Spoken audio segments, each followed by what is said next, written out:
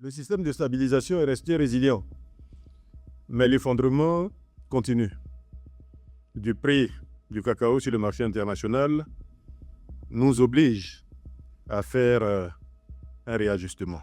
Le prix Borchamp du cacao pour la campagne intermédiaire 2025-2026 a été fixé à 1200 francs le kilogramme.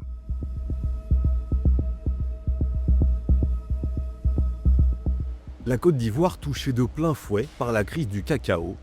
Abidjan est obligé de réagir et abaisse drastiquement le prix Borchamp de l'or brun ivoirien. En cause, l'effondrement du cours mondial du cacao. En Côte d'Ivoire, le système de commercialisation du cacao, il est encadré, il est régulé par la puissance publique. Le régulateur, c'est le CCC, Conseil Café Cacao. Chaque année, au début de la campagne principale en octobre, la puissance publique, le CCC, les autorités fixent un prix d'achat aux producteurs. C'est ça qu'on appelle ce prix d'achat de Borchamp. Il est en gros la moyenne des ventes de l'année écoulée. Et ça va être le prix pratiqué durant toute la campagne. Et la difficulté, c'est que vu que ce prix est fixé donc, à une date précise au regard des ventes passées sur l'année précédente, il peut parfois, et souvent, être décorrélé du prix actuel au jour le jour du cacao, qui lui fluctue sur le marché mondial. Le prix Borchamp du cacao avait été fixé à 2800 francs CFA en octobre dernier, soit le tarif le plus haut jamais fixé par le gouvernement ivoirien.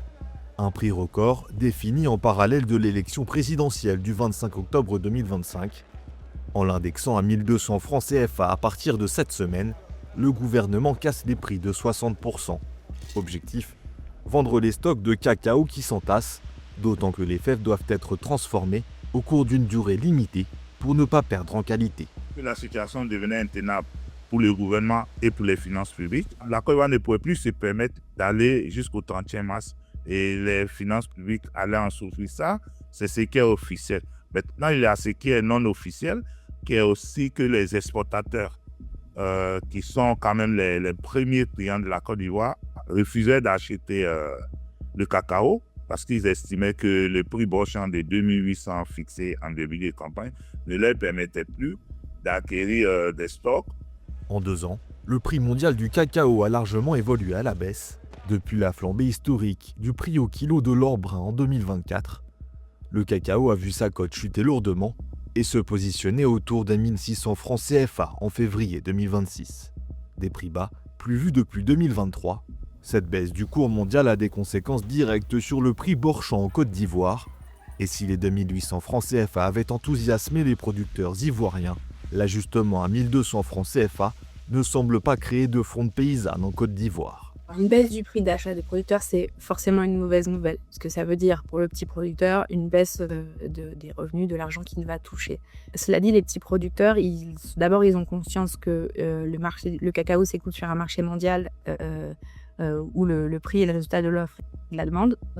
Et puis surtout, la plupart d'entre eux aujourd'hui est confrontés à l'obligation de se défaire de leur fête. On n'avait pas anticipé une chute des cours parce que avec les élections qui, tous les 5 francs en Côte d'Ivoire, sont synonymes de tensions, de crises, de grosses craintes, de psychoses qui fait que souvent certains acteurs internationaux pensent que les approvisionnements du cacao ivoirien pourraient être interrompus à cause des violences. La Côte d'Ivoire ne pouvait plus tenir les prix de 2800 et quand les gros acteurs ont fini d'exécuter leur contrat, ils ont arrêté les achats. L'indexation des prix à 2800 francs CFA en octobre dernier a eu pour conséquence directe d'augmenter la contrebande venue des pays limitrophes. La contrebande, elle joue dans les deux sens. Et c'est une question de différentiel de prix entre deux pays voisins. Donc par exemple, quand le prix de la Côte d'Ivoire est inférieur au prix d'achat de ses voisins, les fèves ont tendance à quitter la Côte d'Ivoire pour aller se vendre dans les pays où le prix et le tarif est supérieur. Quand la Côte d'Ivoire fixe son prix de 2800 francs CFA, ce qui est élevé, c'est un niveau historique en tout cas pour la Côte d'Ivoire, les fèves ont tendance à quitter les pays voisins qui peuvent avoir un prix inférieur et passer en Côte d'Ivoire pour être vendus. En ajustant le prix du cacao à 1200 francs CFA, le gouvernement espérait couler les stocks grandissants. En janvier, l'État s'était résolu à racheter les fèves entassées est stocké dans les coopératives ivoiriennes. Il ne s'agit pas d'une action ponctuelle. Ce mécanisme mis en place se poursuivra tout au long de la campagne principale afin de décongestionner le bord champ, restaurer la fluidité des achats et permettre à la campagne de se dérouler normalement. L'économie du cacao représente environ 15% du PIB de la Côte d'Ivoire. L'enjeu est donc économique et politique. Le cacao fait vivre directement ou indirectement autour de 6 millions d'Ivoiriens. C'est vrai que ça peut agir sur le pouvoir d'achat de ceux qui tirent leurs revenus traitement du cacao, et aussi sur les recettes fiscales. Maintenant, du point de vue politique, le fait que le gouvernement se soit invité dans cette crise alors qu'on a un régulateur démontre de la sensibilité de cette matière première-là au niveau national.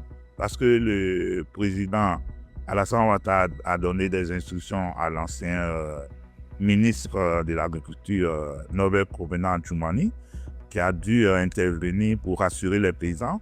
Il y a une diversification des sources, c'est-à-dire des sources d'approvisionnement.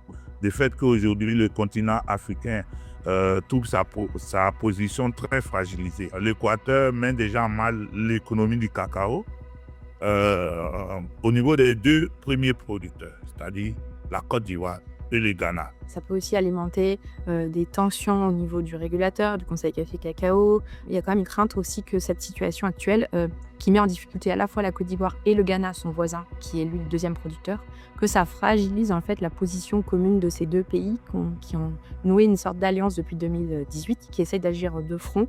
Et toute situation difficile, de fait, teste la solidité de cette alliance.